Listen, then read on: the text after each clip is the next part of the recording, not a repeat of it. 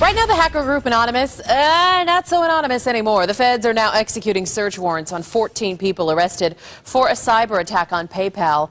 A man from Flagstaff, one of the suspects, and we're making calls to find out if anything's been confiscated from his home. Still, experts predict some of the remaining hackers will be scared off by the arrests. Others will become even more aggressive. But how exactly are these hackers striking, and how do they exploit the site so many of us use every single day? Yeah, we assume many servers are secure and safe. But tonight, ABC 15's Kirk Yunke goes in depth with a computer programmer who's agreeing to reveal the hackers' secrets.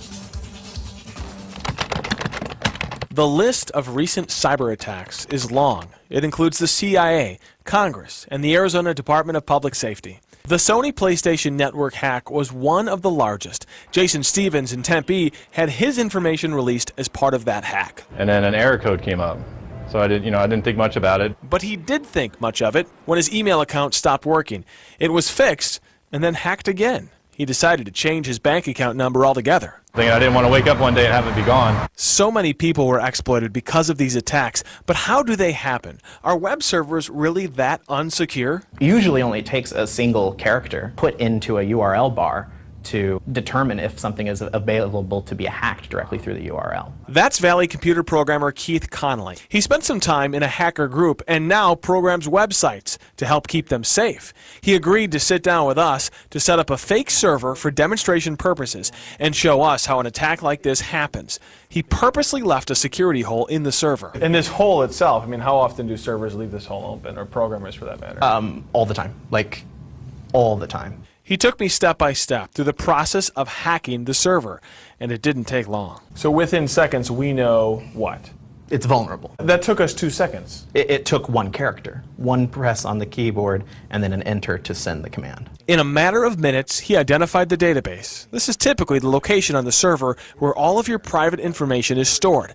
Just minutes later, he started pulling private information from the site. If this was a real site, what would you be walking away with right now? I would be walking away with credit card information, username, passwords, online habits in some cases. Enough information to steal someone's identity or rack up their credit card. Just minutes of hacking could change someone's life in a matter of seconds. The bottom line is you have to trust companies to keep their servers secure. Protecting your home PC won't necessarily stop a hacker from stealing your info. Connolly says what you can do is keep companies on their toes. He suggests you ask companies what they do to secure their servers, or stop doing business with a company if you don't feel completely safe.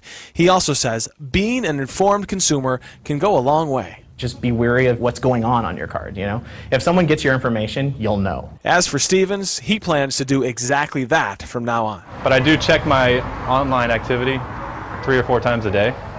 I'm always looking for it. I asked Connolly, knowing what he knows, how he uses the internet. He tells me he still shops online. He just follows the same steps that he suggests to others. And he hopes the public awareness of these latest attacks will force companies to reevaluate the security on their sites. Kirk Yunke, ABC 15 News.